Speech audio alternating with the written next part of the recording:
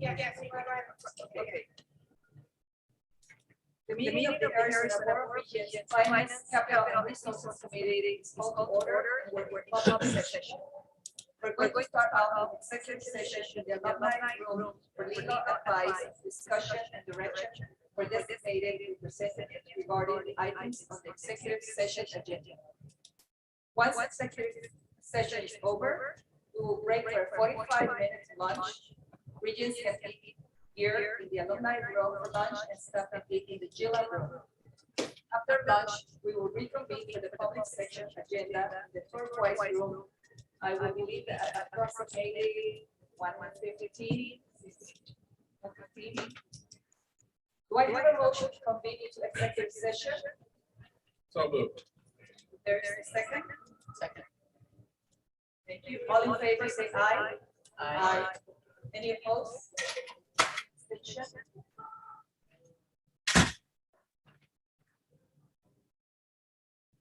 Convening the public session of the Finance, Capital, and Resources Committee.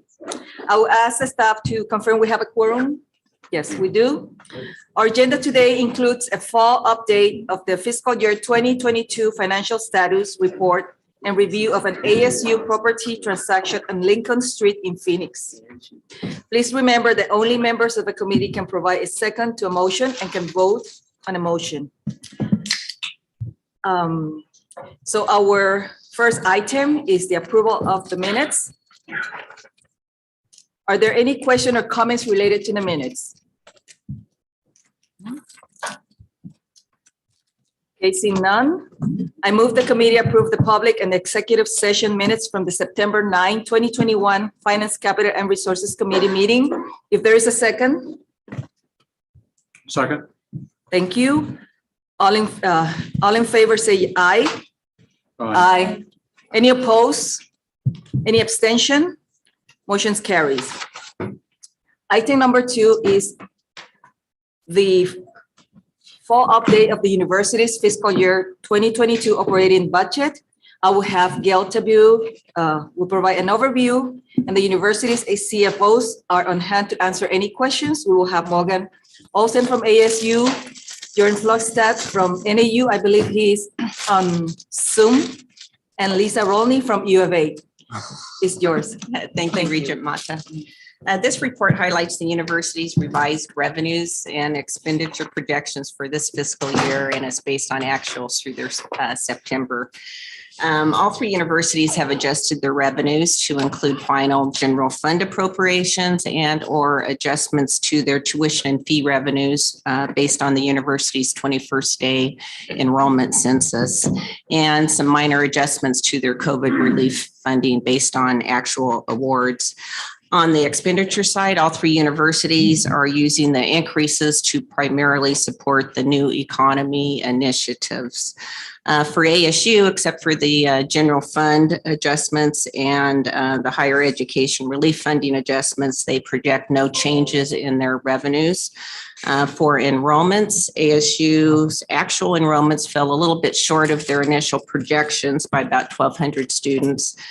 They initially projected a 5% increase. Actual enrollments came in at about a 4% increase over prior year. Resident student FTE was less than projected, while non-resident FTE was slightly greater. So because of this mix, they're not projecting any changes in their tuition and fee revenue projections. ASU has enjoyed, enrollment growth, which has averaged 4.5% over the last 5 years, which has, really bucked the national trend, as a lot of public universities are seeing declining enrollments in their undergraduate enrollment. For ASU, online is driving their increase, specifically non-resident online students, which make up about 80% of their online students. For fall 2020, online represents about 32% of their total FTE enrollment. And overall, ASU estimates its net position to increase by $28 million over the initial budget. At NAU, the major changes in revenues are state appropriations and a little bit of TRIF funding. NAU is also projecting increases in their auxiliary revenues due to housing and other on-campus auxiliary activity. NAU's enrollments fell slightly from their initial projections by about 300 students. They initially projected a 2.5% decline. Actual enrollments actually declined about 3.5%, or close to 1,000 students over previous year. NAU's most significant drop was in resident students, both on campus and online, with the major loss of the on-campus resident students. NAU's resident online still make up the bulk of their online enrollment at about 61%, and online in total is about 13% of their total enrollment. NAU does expect its net position to increase slightly over the initial budget by about 2.4 million. At U of A, the major changes in revenue are increases in tuition and fee revenues and the general fund increase. Overall, U of A expects its net position to increase by over 57 million from their original budget. U of A is projecting nearly a $73 million increase in tuition and fees, and this is partially offset by increases in their institutional aid. For the second year in a row, U of A is exceeded their initial enrollment projections. U of A's initial enrollment projection was basically flat, but actual enrollment increased about 3%, 1,300 students, with non-resident driving the increase. U of A's non-resident increased about 20% over the year, and non-resident on campus increased about 11%. U of A did see a decrease of on-campus resident students, but had a 13% increase in online resident students. So non-resident online is about 17% of their total non-resident FTE and about 10% of their total enrollment. I would like to mention, that for our universities, as we are shifting into, more students enrolling online, and this has probably been accelerated, due to the pandemic, it does have an impact on university revenues, as online courses aren't charged at the same rate and online students take fewer credit hours. So student volume is critical as the universities continue to increase their online enrollment. And then let me just mention international student enrollment. Last year, we saw a huge drop, about 17% in our international students overall. This fall, we gained a little back, up 1,600 students at ASU and 100 students at U of A. NAU is still seeing a slight drop. For ASU, international students have completely rebounded, and enrollment is actually slightly higher than it was 2 years ago in the fall of 19 before the pandemic. U of A is still down about 1,700 from 2 years ago, and NAU is 50% still down. There's many countries represented, but the greatest numbers are from China and India. And lastly, with regards to the university's liquidity measure, monthly days cash on hand, all three universities are within the board's range.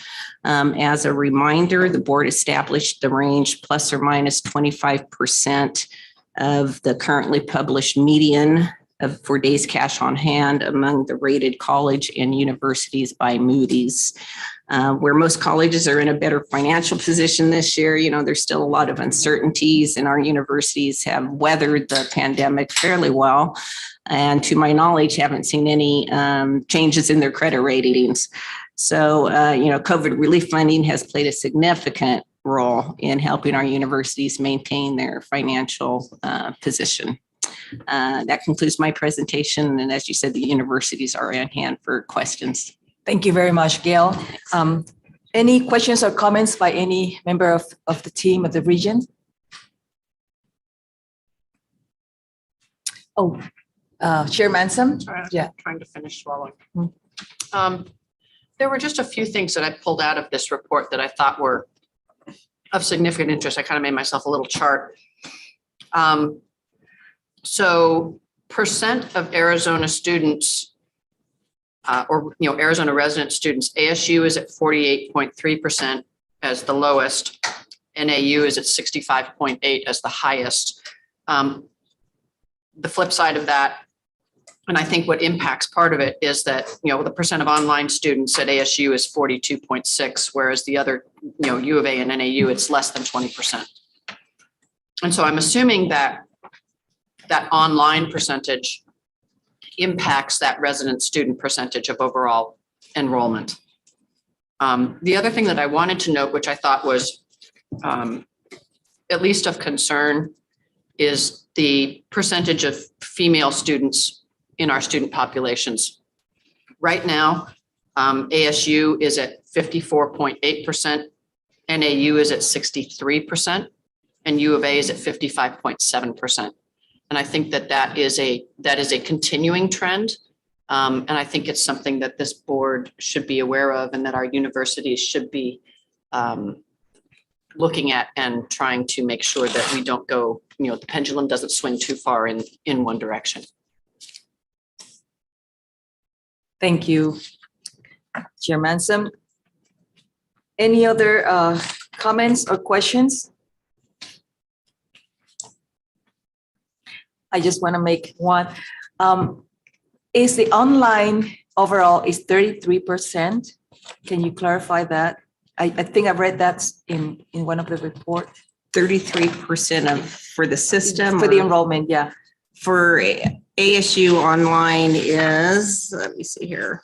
We're increasing a lot on online. Yes. Yeah. At ASU, online represents 32% of their total FTE. At NAU, it is 10%,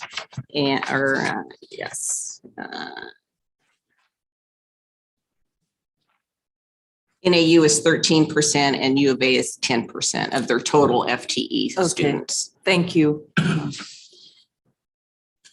President Crowe.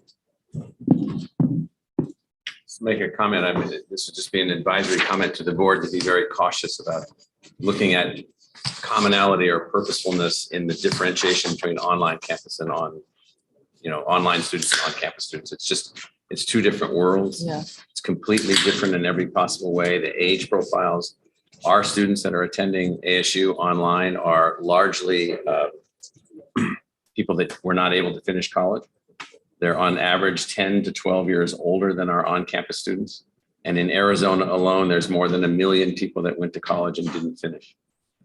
And so we're in a sense, all three universities are catching up to this group of potential workers who would like to advance their education to the next level. So that's why we've accelerated so rapidly, both in-state and out-of-state. It could be that there would be an occasion where 75% of our students would be on campus, off campus, and 25% would be online. And we would still have more on campus. I'll take engineering just as an example. So this semester in engineering, we have 27,000 students attending ASU as fully registered engineering students. About 18,000 are on campus with us in full immersion, 3 times as many as we had 10 years ago. And then an additional 9,000 online students, none of which we had 10 years ago.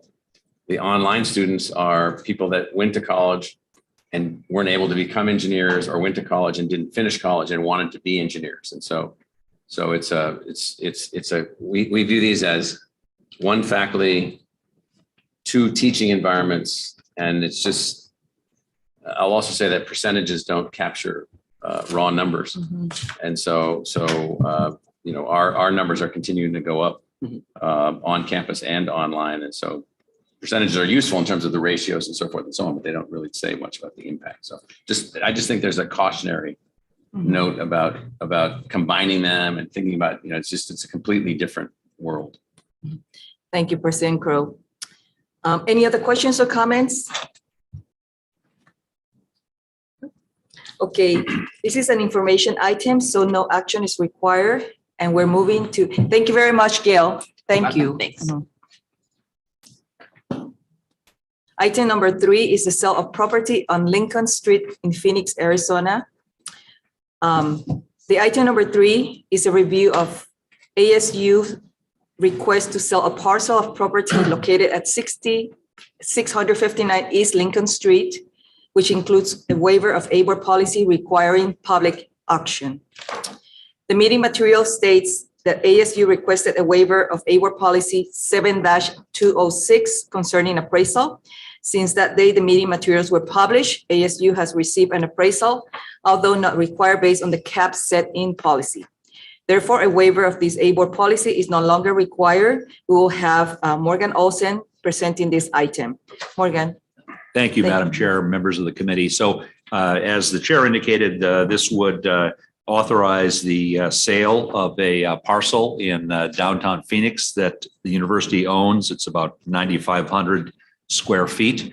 It's currently a surface parking lot. You have materials in your book that lays out where it is. And as you can see from the configuration, it's kind of a sliver of land. It was actually sort of an afterthought. We acquired a number of years ago what at that time were the Grant Street warehouses. They were being used for storage, a pretty unique structure. But we've transformed it into studios for our art students and exhibit space.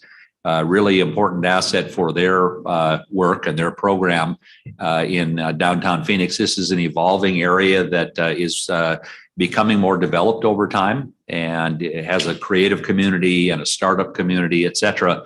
We became aware a few months ago that there is a development company that plans to build multifamily residential housing in this area on the parking lots immediately north of our property that are adjacent to our little sliver. So on either side of this parcel will ultimately be multifamily residential. And they approached us to sort of square off one of those parcels. And they think they could build a little bit better project if they have the land that we're currently using for 32 surface parking spaces. We took a look at it, and our real estate team, I think, negotiated a very good deal that will benefit the university. We will have the right to 40 spaces in the secure covered parking structure that will support their project. So we'll go from surface parking that's sort of out in the open to a secured structured parking environment. We will enjoy that right perpetually. In the meantime, they will also provide an alternative parking location for us while they're constructing the new development. And we also negotiated an escrow deposit of $500,000 that would benefit the university if they fail to perform under agreement.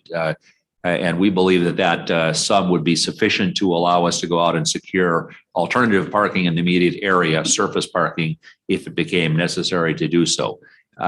We also point out that having this parking benefit accrue to our property, should we for any reason ever want to sell that property, we believe would increase the ultimate value of that parcel to a third party purchaser. And as the chair indicated, we do have an appraisal that supports the $50,000 cash payment that would be part of the transaction. But really for the university, it is more about providing a more appropriate and secure parking environment for our students, and then a right that would run with the property perpetually. So that is the proposal, and we would ask for the board's action to advance this to the full board meeting in a couple of weeks. And Madam Chair, if there are any questions that the committee has, I'd be happy to address them. Thank you, Morgan. Any question or comments by any regent? Seeing none, I move that the committee forward to the full board for approval the Arizona State University request to sell the real property located at 659 East Lincoln Street in Phoenix, Arizona, to Silver Hills Development, which includes a waiver of ABOR policy 7-204 that requires public action as described in the executive summary. Is there a second? Second. Thank you. All in favor, say aye. Aye. Any opposed? Aye. Any abstentions? Madam Chair, I just, sorry, finish your vote if you would, please. Yeah. Motion passes. I just wanted to add something I neglected to mention. We did do some analysis of what we thought the long-term value of the secure covered parking was to us. And we think that under various reasonable assumptions, it probably exceeds $1 million. So again, part of the reason we think this is an appropriate transaction for us to engage in. Yes, thank you very much. Thank you. So this was the last item. And the final committee, very short. This is the first time that So I am still stoned. Yeah, I'm like trying to find, okay, do we miss anything? Yeah. Thank you. Yeah, thank you, everyone. And we adjourned the finance committee, and thank you for all of you. Yeah. This is the first time she gave it to me. Okay.